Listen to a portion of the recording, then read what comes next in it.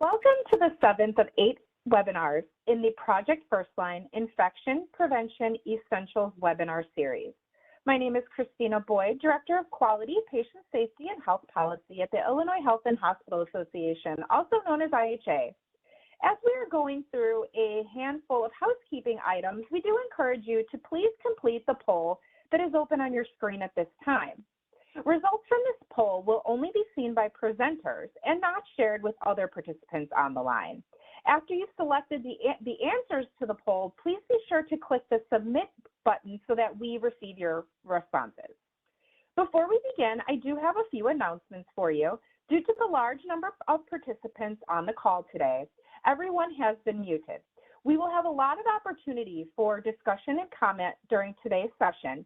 So when you are ready, you may feel free to take yourself off mute by clicking the unmute button at the bottom of your screen.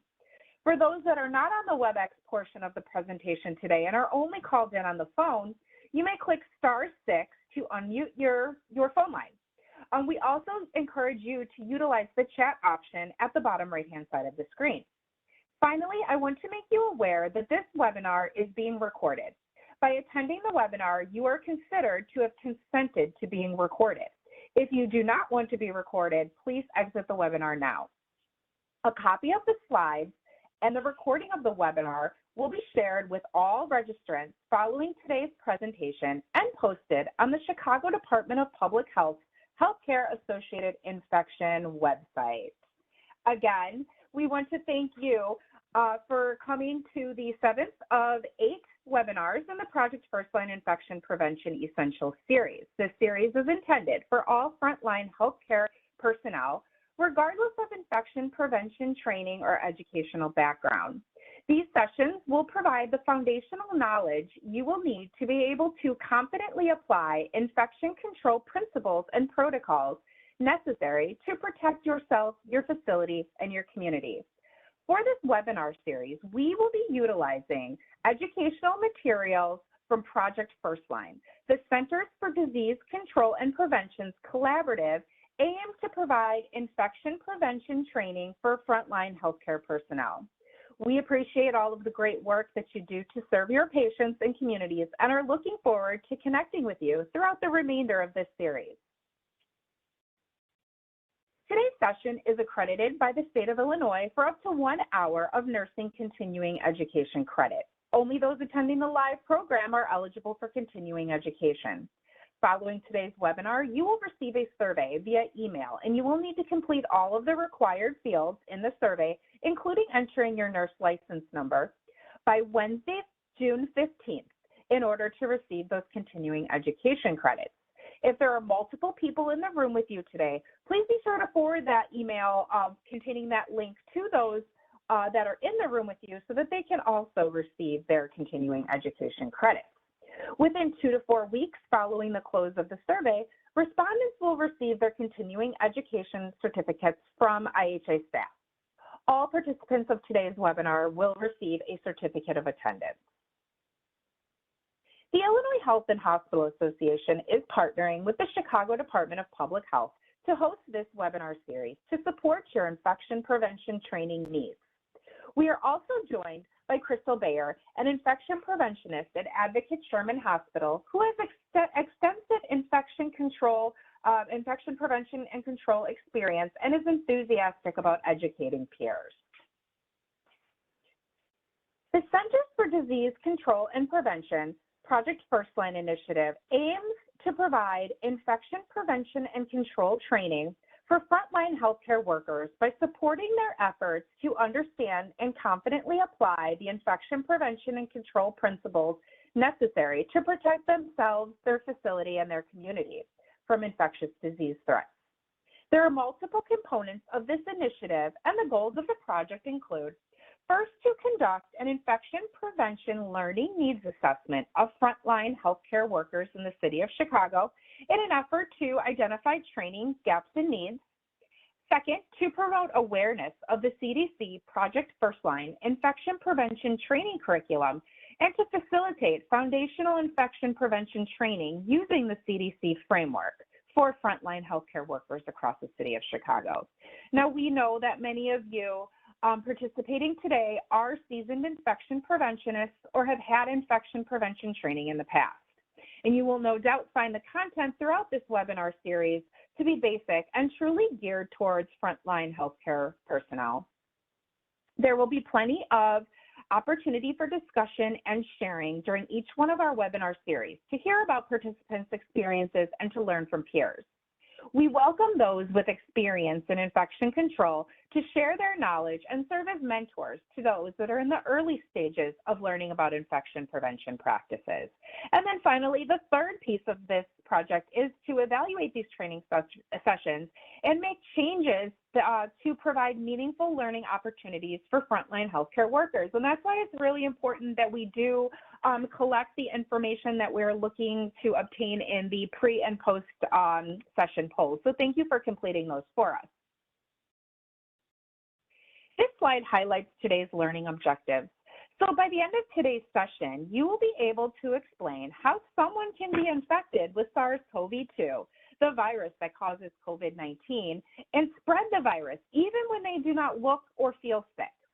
We will also discuss the importance of current infection control recommendations, such as masking for source control in healthcare settings. With that, we're going to go ahead and jump into today's topic, which is the asymptomatic spread of COVID-19. Today, we're going to start off with a video from Dr. Abby Carlson, an infectious disease physician at the Centers for Disease Control and Prevention, who will start us off by discussing what a virus is. We are required to play this video as part of our Project Firstline curriculum and are committed to helping everyone on the line to ensure that they are able to hear the video today. The sound from the videos are going to come from your computer speaker, regardless of whether you've used your phone to dial into audio or not. So participants that have dialed in on their phone will need to turn the volume down on their phone and make sure that their computer speakers are not muted and that the volume on their computer speakers is all the way turned up. If you are wearing a said headset, same deal applies. Make sure that the volume on that headset is up and you are not muted on the headset.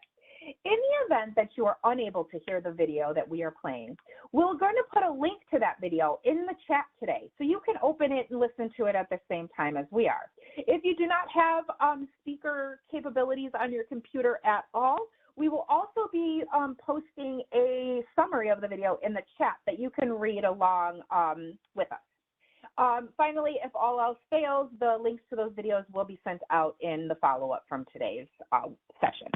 So with that, I am going to go ahead and play the first video, so just give me 1 second here.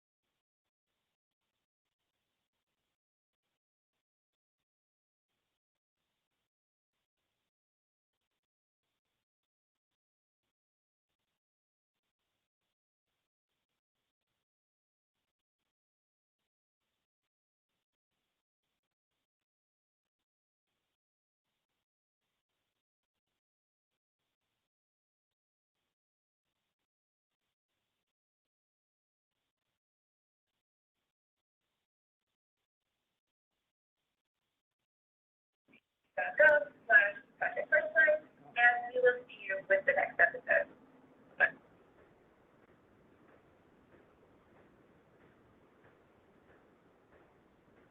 Okay, Dr. Carlson shared some great information about how viruses work. Viruses are able to use cells in living things, including people, to make copies of themselves. When enough virus gets into a person's cells and starts making copies of itself, the body recognizes that there is an infection, causing the immune system to rev up and fight off the virus. Viruses are made of a few essential pieces. Viruses have genes, similar to an instruction booklet or a blueprint, which contain all of the information needed to make more virus copies.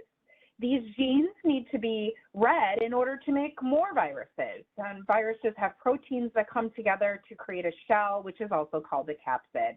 That protein shell protects those blueprint genes from getting damaged. So now we are going to start digging into the asymptomatic spread of COVID-19. We will again be hearing from Dr. Abby Carlson at the Centers for Disease Control and Prevention, who will talk about how COVID-19 can spread when someone doesn't feel or even look sick. Again, as part of the Project Firstline curriculum, we are required to play this video, and we want to make sure that everyone can effectively hear it. So again, that sound is going to come from your computer speakers, even if you're called in on the phone and you're hearing me talk out of your phone. Once I play this video, it's going to come out of the computer. So make sure that your phone volume is turned down, your computer volume is turned up, and your speakers are not muted. Same for that headset.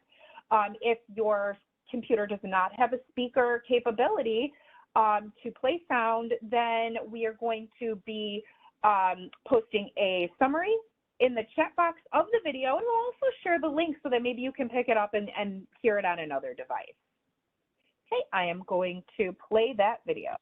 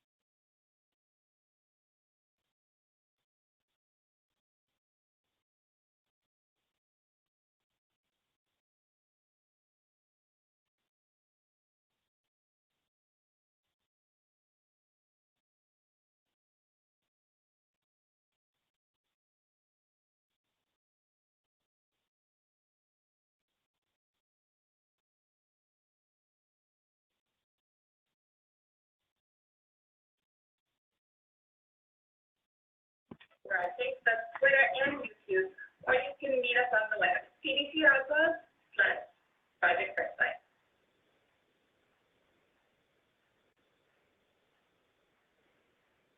Okay, so during that last video, Dr. Carlson highlighted the importance of understanding asymptomatic spread of disease. To highlight some of those key points, people can be infected with a virus while their immune system begins working, and they may not look again or even feel sick.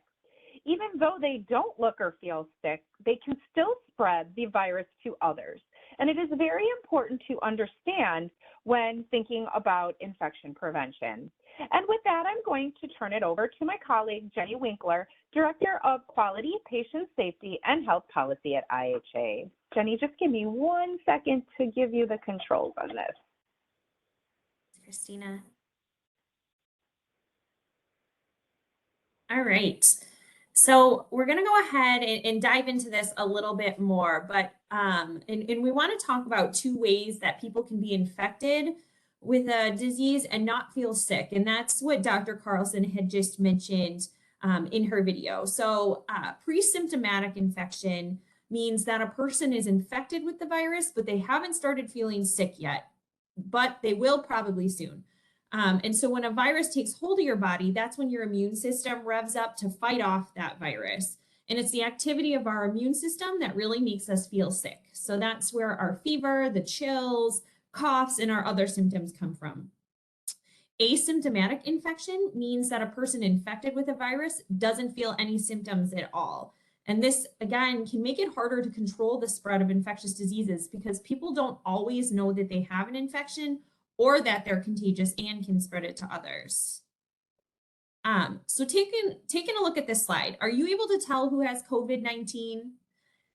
No, we can't. And so this reiterates the fact that even though people might appear healthy and show no symptoms of COVID-19, they are able to spread that SARS-CoV virus. So did you know, as Dr. Carlson had mentioned, there are other diseases that spread similarly by those that are pre-symptomatic or asymptomatic. And one of those diseases is the flu or influenza. So people that have the flu are most contagious in the first 3 to 4 days after their illness begins. And some otherwise healthy adults are able to spread that influenza bug beginning 1 day before their symptoms even develop and up to 5 to 7 days after they become sick. Symptoms of the flu are very similar to symptoms of COVID-19 with the fever, cough, sore throat, congestion, muscle and body aches. And some people, especially young children or people with weakened immune systems, might be able to infect others with the flu viruses for an even longer period of time. Additional resources about how the flu is spread and symptoms and diagnoses information will also be included in the follow-up material from today's presentation. So people that are pre-symptomatic or asymptomatic and don't have symptoms, we've talked about that they can still spread COVID-19. And this matters because we can't tell who has the infection. So the actions that we take to implement infection prevention strategies are extremely important. So as we've talked about in some of our other sessions, COVID-19 is spread by breathing droplets that have those virus particles in them, or by touching our eyes, our nose, our mouth with hands that have virus particles on them. And the most important infection prevention strategy that we have implemented to prevent the spread of COVID-19 is wearing our masks as part of our source control. Other strategies to prevent the spread of COVID-19 include the frequent hand hygiene, performing respiratory etiquette, social distancing, and vaccination when it isn't counterindicated. So to shift gears a little bit, we're going to do something a little different during today's session. We're going to hear a couple stories from the field that highlight strategies that 2 long-term care facilities in Chicago utilize to prevent the asymptomatic spread of COVID-19. So bear with me for 1 moment. I'm going to pull up these videos. And similarly to the other videos that we've played, the sound from these videos will come from your computer, so make sure that your computer volume is up and not muted. So go ahead and play this now.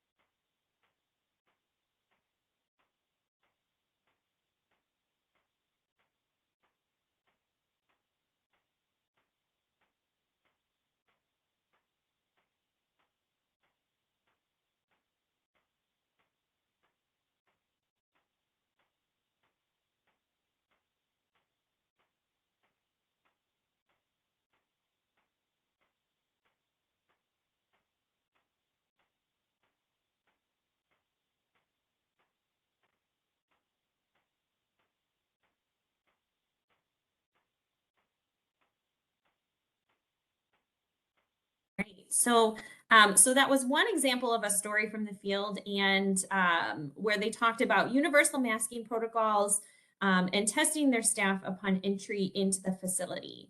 So we have one other interview that we want to share with you from another long-term care facility in the city of Chicago, and how they worked to overcome their challenges with asymptomatic spread of COVID.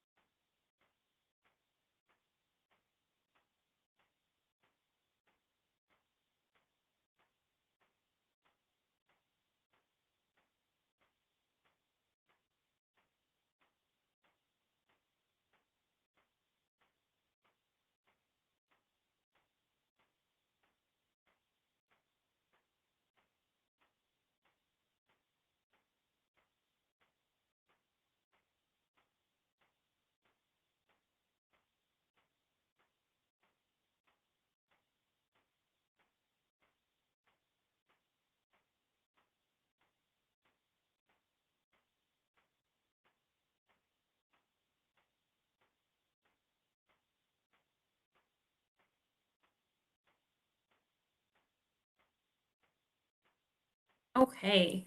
Um, so Paul shared a lot about his work in his facility, and Christina dropped some of the comments in the chat box about Paul's work. And so we want to thank Paul and Jennifer and our long-term care partners for really sharing their experiences in the field. We will send a link to those interviews to everyone with the follow-up materials from today's session.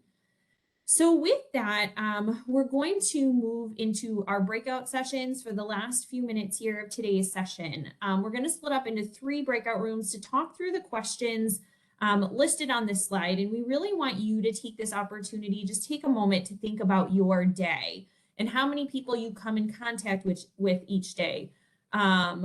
And how many of those interactions occurred, when you or another person was masked, and what can you do to protect yourself during interactions to help prevent the spread of COVID-19. So each of our breakout rooms will have a Project Firstline team member serving as a moderator. We're going to have 8 minutes to talk about some of the questions on the slide and also some of the highlights that we heard from the interviews with our long-term care partners. And at the end of our discussion, we'll come back, we'll share the highlights from our discussion. Just keep in mind that we have a variety of healthcare providers with varying levels of infection prevention, expertise, and experience on the line. So you'll have an opportunity to hear a variety of ways that facilities have worked to prevent the spread of COVID-19. In just a moment, you're going to see a pop-up window in the middle of your screen asking you to join a breakout room. And if that does not appear, you can hover your mouse over the top of the screen, the menu bar. You'll click on Show Menu Bar. There's an option for breakout sessions. You can click on Breakout Sessions and then scroll down to the option that says Join a Breakout Session, and then select a breakout session from that list that appears. So with that, we'll go ahead and get those discussions started. Thanks.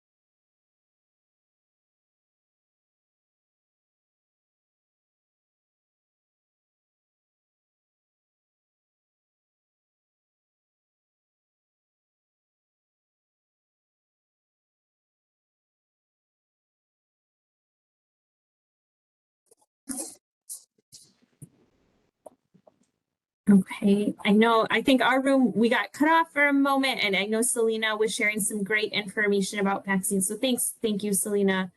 Very much appreciated that. You're welcome. Thanks. Okay, so we just have a couple more minutes with our session today. So we'll go ahead and wrap up. We'll hear just some of the highlights from each of the rooms, what everybody talked about. So I'll go ahead and get started in our breakout room. So we really talked about some of the policies and practices that our facilities have in place to keep us safe and prevent the spread of COVID. And so some of that included, of course, wearing masks, good mask wearing, making sure we're wearing the appropriate eyewear or appropriate PPE. Some of the challenges that facilities are facing are getting patients to wear the masks.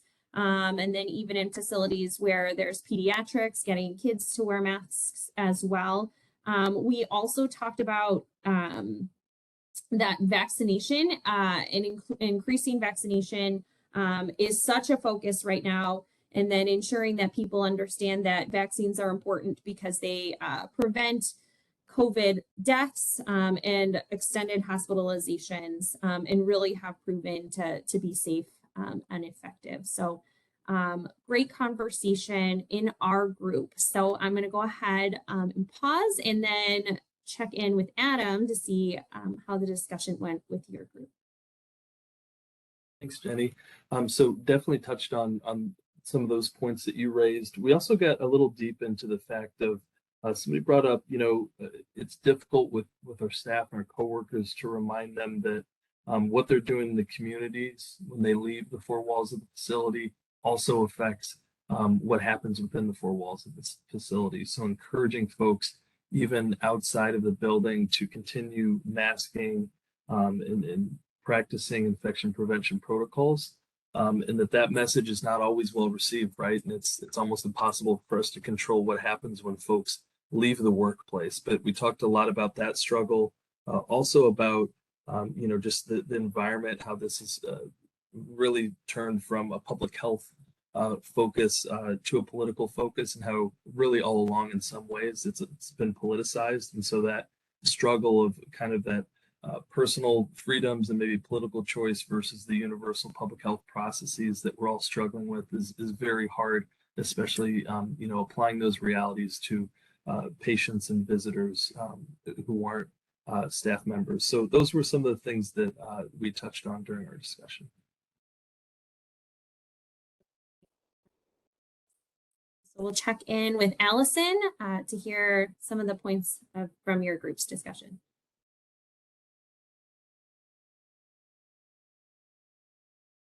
You might be on mute. Unmuted. Are you able to hear me? There. Yes. So we had very similar discussion topics to other groups, it sounds like, but additionally did discuss how important it is, even in non-patient care areas, to make sure staff are masked appropriately and distanced, even if you're just kind of sitting in your office. There's a lot of areas for asymptomatic spread in that situation.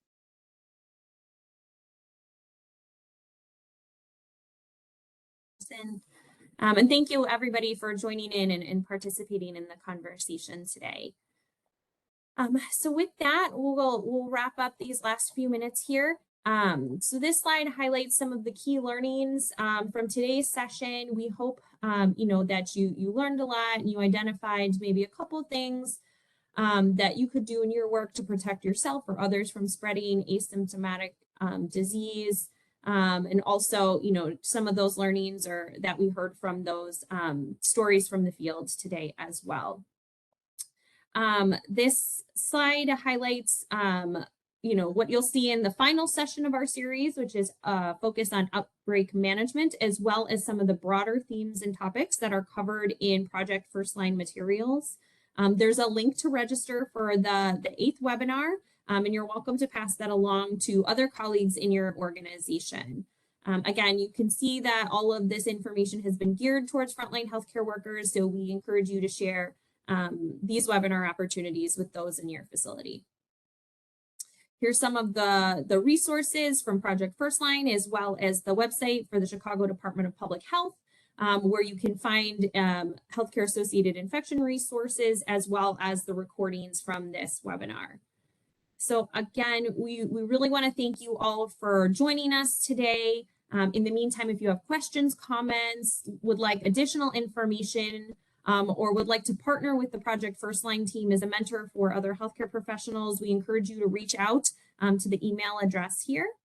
And then lastly, we ask before you sign off that you complete the poll that is open on the right-hand side of your screen. Results from that poll will only be seen by presenters and not shared with other participants on the line. And so those results are really helpful because that will help us improve our future education sessions. And then also for those of you seeking nursing continuing education credits, you can scan the QR code that's on the slide now and just complete the information in that survey.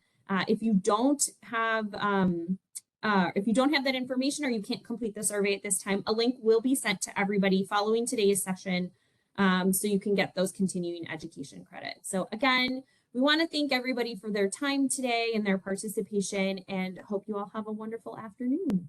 Thanks.